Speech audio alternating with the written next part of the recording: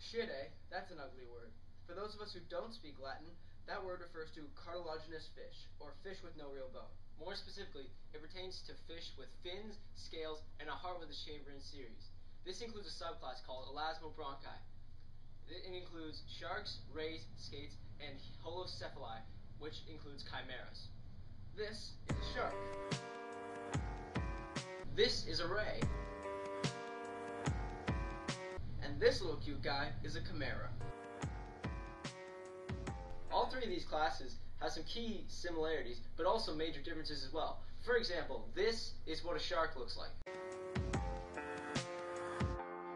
As you can see, the shark is made up of three main components: the head, the trunk, and the tail. The sharks have a few very distinguishable factors that set them apart from other cartilaginous fish. For example, they have their large caudal fin, which helps with navigation throughout the water.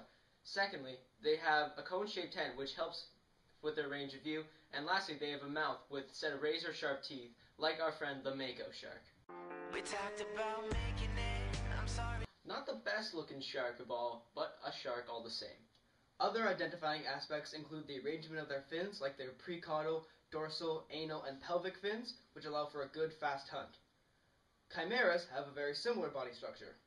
Making it, I'm sorry that you never made it. The only differences are relative size, lack of an anal fin, and their gills are just a hole covered by one flap of skin, instead of multiple slits like a shark or a ray has.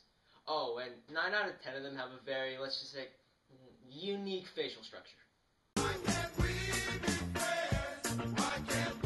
Yeah, let's go with unique. Anyways, the last notable structure is that of the manta ray, and it is very different from its shark and chimera relatives. This is a manta ray. The difference between the sharks and the rays are obvious, but still, let's point out those key factors. Firstly, we have a very large pectoral fin. It's much larger than that of the sharks or the chimeras. Nextly, they have a cephalic lobe instead of a more cone-shaped head. They also have a tail and lack a caudal fin. Lastly, their internal muscle systems are made up very differently than that of the shark or the chimera. These differences, despite their genetic closeness, causes humans to view them very differently from each other. For example, this.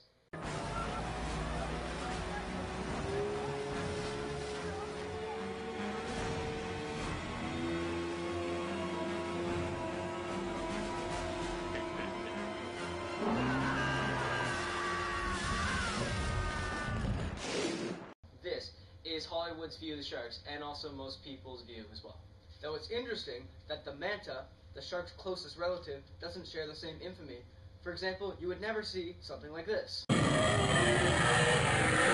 It's the same for the chimera. Movies like this just don't get made. Coming soon to VHS and DVD. Now, this difference in view obviously comes from their differences in structure, but these guys all did share a common ancestor, and they all belong to the same class. So, how did they end up becoming so different today? Well, to solve that, we have to focus our attention on this guy. Maybe not quite that focused. There we go. So this guy is Charles Darwin. He came up with a theory of evolution, which basically states that an animal will adapt to survive or go extinct. Natural selection. This theory is why we have such prominent differences throughout these three animals and how they have adapted to their own respective environments. For example, the mako has adapted to have teeth that point in very different directions, so that when they come across prey that is slippery, it can't shake loose from their grip. They have also developed a very hydrodynamically designed body, so that they can hunt mackerel and tuna and race at almost 50 kilometers per hour. You could say they are Hydrodynamically designed. The shark has also adapted a larger than normal pectoral fin. This helps them glide underwater easily without expending much energy. Lastly, the mako has developed the ability to keep its internal body temperature at 20 degrees Fahrenheit above any surrounding water temperatures. It does this by trapping heat in its brain and muscles. This temperature is kept constant so that the shark can hunt in many different depths and areas around the world. Why don't you come with me, little girl, on a magic carpet ride? Now onto the Atlantic manta. The Atlantic manta has horn-shaped cephalic fins on the front of its head, which allow it to funnel in plankton-rich seawater into its mouth. This allows it to feed on the plankton, but these horns are what gave it its name, the devil ray. Now, much like the mako shark, the manta ray has adapted larger than normal pectoral fins. Even though these fins are triple the size of the makos, they still serve the same purpose of gliding underwater without expending much of the manta's energy. Lastly, the manta has also developed a slimy mucus film over its skin to help avoid contracting infections from animals like sea urchins and other sources of potentially infectious material. Lastly, we have the adaptations for the ghost shark. This shark has developed in a similar way to a regular shark, but has a few key differences. For one, it has a club-shaped projection on the end of its snout, and this helps it hunt prey because the pores on it can sense movement and weak electrical fields throughout the water. So this means that this shark does not have to rely on eyesight and scent all the time. Also, much like its mako and manta relatives, this shark has developed extremely large pectoral fin-to-body ratio. It seems to be a theme within this class. Nonetheless, it helps for swift movement.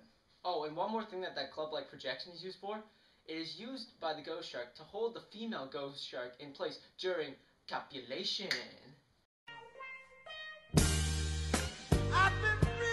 The mako behaves as any top predator would, hunting anything beneath it.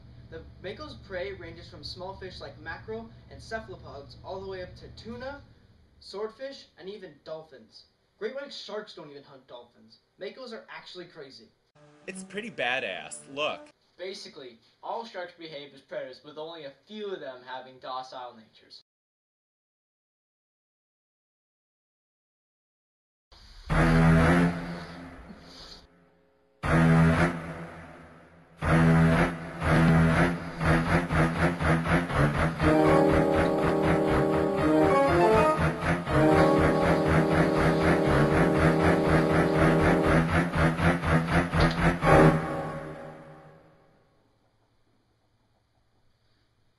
Mantas, on the other hand, have adapted into very docile creatures. They're often put on interactive exhibits where tourists can touch and even swim with them. They mostly hunt plankton.